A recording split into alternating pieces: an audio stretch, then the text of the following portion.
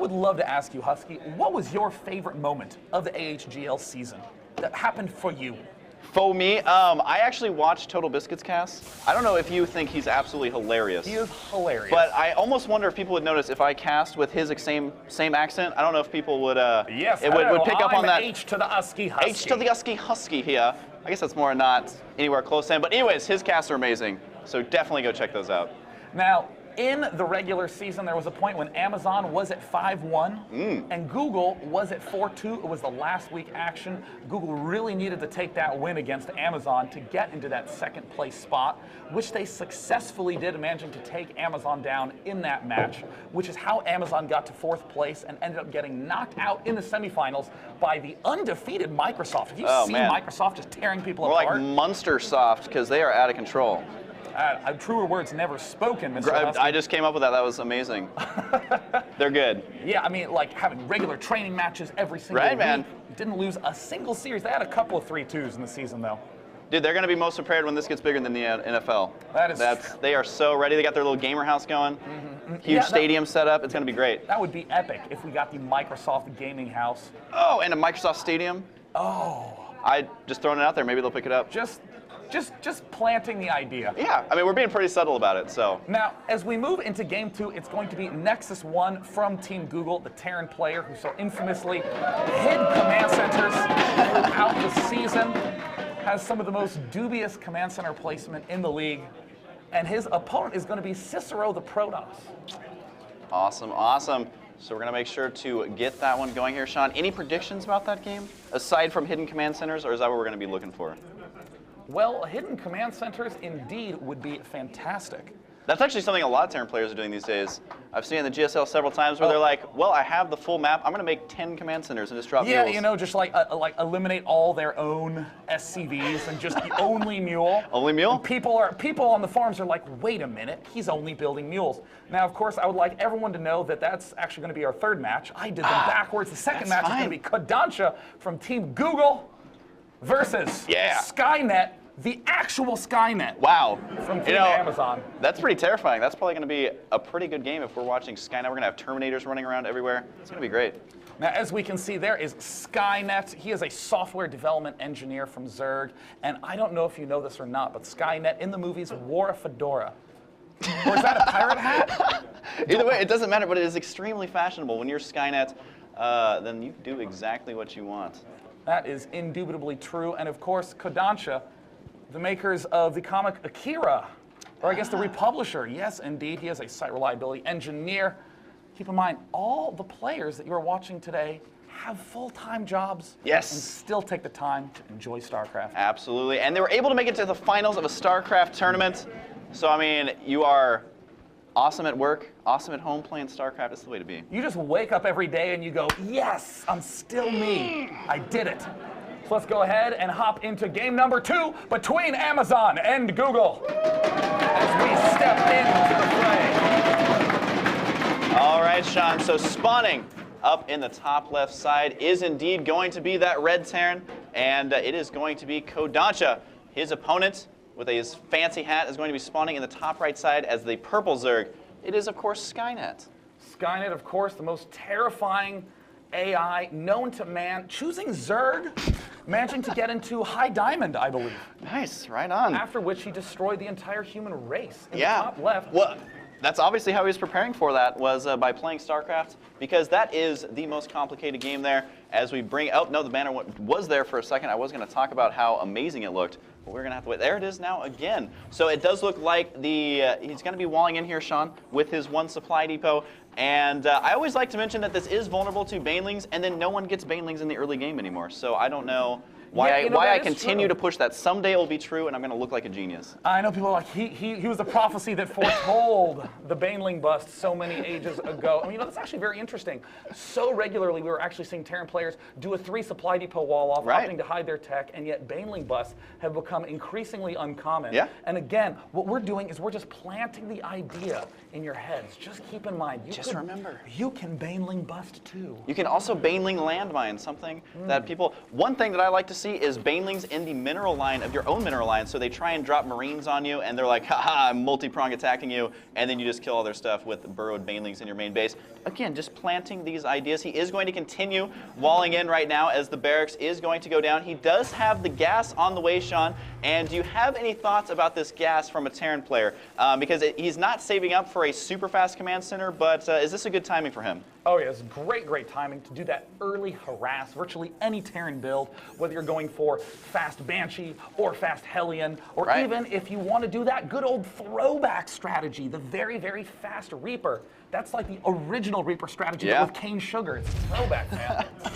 And he is going to complete that wall in, indeed. No scouting worker will be able to get in there. The Overlord's going to peek in there, and he will be able to spot the barracks. Now he's going to see, is there a Marine on the way? And that's going to tell him a lot about what's coming his way. It's not going to be a super add-on. And the thing is the Terran player, the location that he spawned means he's going to be able to use this Overlord to spot that add-on. Although that Overlord, I'm not sure where he's going, needs to be careful. This Marine may catch him out of position here, Sean, as he's going to have a long time to have to travel. But I don't know if this Overlord is going to get away or not. This Marine's hoping he can get a promotion by killing this Overlord, but it is going to be a long, slow, and painful death for him, as it doesn't look like our Zerg player has expanded quite yet. But what's this we have here, Sean? It looks like a factory. Oh, we also see the Roach Warren coming out by Skynet. He's going for the one base Roach Rush, and that literally is the fast double Hellion anti-build. The Hellions pop out, and there's a Roach here, and they go, wait a minute. We were built to kill drones, as evidenced by the strategy players.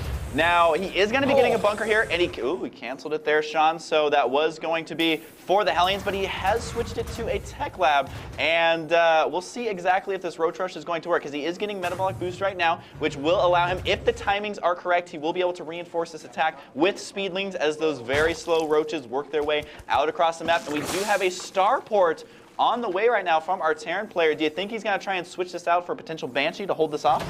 Well, I think this would be a great counterplay by Kadanta. Kadanta, one of the stronger players on Team Google. Going to have these solid defense already established, but I will say, Husky, my favorite part about this entire strategy we're seeing is the implication that Skynet, the supercomputer, decides to go all in. Always fun there. He is going to be getting the Marauder slow on the barracks there, since he did switch out that. Now there's no add-ons. He's just now planting a tech lab there. So if he was planning to get a Banshee, it's going to be heavily delayed here, because that add-on is not going to be quite ready for him. But the Roach is now going to be at his front door here pretty soon. Oh, and it looks like Skynet's using that vision advantage from the Overlord. He's starting to work down on the supply depot. The Overlord, you don't think they can attack people, but he's getting sweet revenge on that Marine for trying to shoot him down. Oh my God, overstepping his bounds. He gets turned into green-blue and dies. And it looks like Kadanta takes down the depot. Now we do have another bunker on the way right now for Kadanta, and is he going to be able to hold here with these Roaches? This isn't too many units at his front door. Yes, it is 4 Roaches, now 2 more arriving here, but I think he will be able to hold this off, although losing that add-on is going to be extremely annoying, and he doesn't have a Banshee on the way at all, so now his front door is going to be open here. He is sitting on about 600 minerals, so if he invests those correctly, he is going to be able to get out a lot of units here, Sean, and look at this, also wisely putting a bunker here to finish that wall in, so these Roaches are not going to be able to easily walk in there, so very smart play from him right now. Yeah, we do see those Roaches continuing to hang out outside the front once this Banshee comes out. Oh my God, he really wants to make Banshees. We're seeing he's continuing to harass, but not having to cancel the expansion is up for Skynet. A layer incoming and a long-range mining operation beginning as well. But he's desperately going to need that anti-air very soon, as we see the first Banshee getting constructed, as well as the second and third eventually. But Kodansha, will he end up getting Cloak? It looks like we do have the 2 gas geysers now, but you know, most importantly, Kodansha doesn't have a command center started yet. Even if he does some damage, Skynet will slowly begin pulling ahead in economy. Looks like he's trying to micro this Marauder around to do some damage to these Roaches. The Marauders in the bunker seemingly having unlimited range, able to shoot through buildings and cliffs alike to make sure those Roaches cannot break up that ramp. So right now, Skynet is going to most likely transition into droning up. You can see that's exactly what he's doing right now. He does have those on the way. You mentioned the anti-air, Sean. This Banshee is nearly completed. You also mentioned that Banshee Cloak, which has just begun. So looking around the Zerg player base, does he have anything to hold off this Banshee, you think, Sean? Well, it's looking like he is going to have 1 queen at the natural expansion. Is he making another one in the main? Well, he's only just now actually joined them together with Creep, but that is going to take a long time to begin that. Skynet's going to lose that Overlord that did so much good at the start of the game, but Kodansha was pretty pissed about having his wall off knocked down. Yeah. just annihilated that Overlord. The Leote making a cameo appearance yet again here on Backwater Gulch. Skynet now returning back. Queen has just popped out, so if he can join these two bases together with Creep, he'll be able to deal with Banshee number 1. But it's those subsequent Banshees 2, 3, 4, and 5 that I think could cause a lot of trouble for our Zergy player. And I think you might be right, Sean, because these drones are not completely vulnerable. The Queen is going to have to run over there. Now, you've mentioned it a million times in the past, Sean, but it still stands true. A Banshee beats a Queen one-on-one, unless the Banshee decides never to attack that Queen, so he's trying to micro it around and kill off these drones. And you got to remember, Sean, there is going to be a Queen in the main base, so this Banshee's running out of time to find a safe spot. However, that cloaking is nearly done. She's going to get a phone call saying, now you can push the cloak button, as it is nearly completed here. Yeah, looks like that Banshee pulling back, and there it's a few seconds done, and there it ends. Okay, nothing. There's another Banshee somewhere on the map. Looks like Skynet going to have to do some maximum coverage.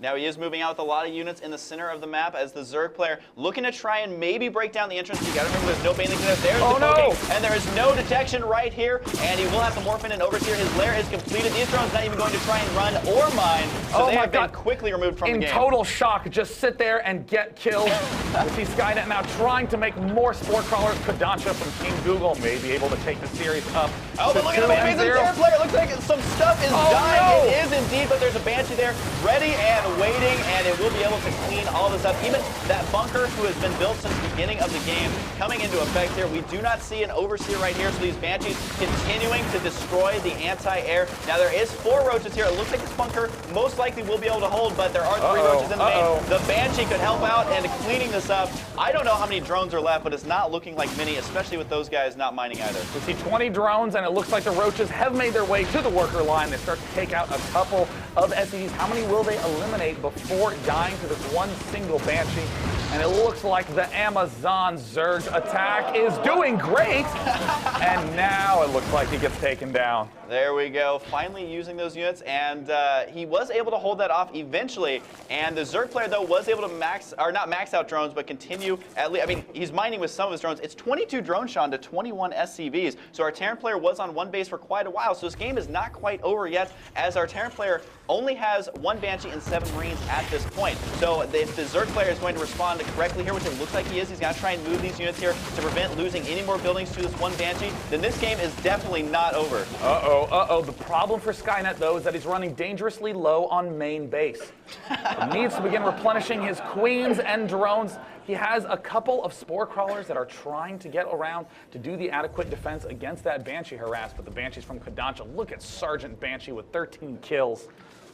Awesome. We're going to see if she can get in here. And you got to remember that cloaking proving to still be extremely annoying because there is no Overseer. Now, these Spore Crawlers can move around, but they do take a little while to burrow there, which does give the Banshees a little bit of time to focus them down. You got to be going to the mineral line here, but they've already completely swept away these drones. There's only 2 drones remaining. We'll be able to one-shot these drones, still working on killing off the Spore Crawlers. And Sean, on the production tab, are we seeing more Banshees, or is it just continued siege chunk production? Well, it looks like a couple medevacs being constructed as well, and it looks like Kodansha going for that finishing blow army. We see Kodansha continuing to harass with some great scoot and shoot micro. These 4 drones getting picked off one at a time, and Skynet making a Spire. Will it be able to get done in time? He needs to begin putting some pressure back. Absolutely. Was able to get one of the Banshees there, and with he's got about 400 gas saved up, so he can squeeze out, between 4 or 5 mutilates if he continues mining that as well, which will be able to deal with the Banshee. Is it going to be enough mutilates to deal with this army that's coming? Looking at the production tab, we do have 6 Marines on the way, combat shields, plus 1 attack. So, Sean, is it looking like he's gearing up to move out pretty soon? Oh, this is going to be a great timing for Kodansha if he does choose to attack. We see a couple Queens have just popped out. Skynet has just finished his Spire. So he can begin that Mutilisk production, but he can only build 4. He hasn't been able to mine gas for a very, very long time. Kodansha now having a fully up and operational expansion, has that great mix of 3 barracks, the factory, the starport, getting, it's an Army of Doom, Husky. An Army of Doom minus 2 siege tanks. I don't know where they are going. They're completely stuck. So at this point, our Zerg player just needs to deal with the Marines, and the siege tanks are still going the wrong way. I don't know where they're going to go, but does our Zerg player have enough to deal with just Marines at this point? He is producing 20 Zerglings right now. Excuse me, Sean, there is 1 Marauder in there as well. And there they go. They make it. Yes. For a moment there, Husky, I thought that those siege tanks were possessed by the ghosts of dragoons from StarCraft 1. Oh my God, Sean. Oh wait, those siege tanks were much more intelligent. Now, can the Zerglings get a surround here? This is a lot of Marines, and now they are knocking at the front door. This is only going to be a couple of Mutalisks, and unfortunately for him, he does not have force fields, only Zerglings. So I don't know if it's going to be enough here. It does look like a lot of Marines with combat shields +1 are pretty good versus 4 Zerglings. Kodansha doing a great John Connor impersonation here as he's taking down the front of Skynet. Oh, hey-oh. And there's a good game. Google at 2-0.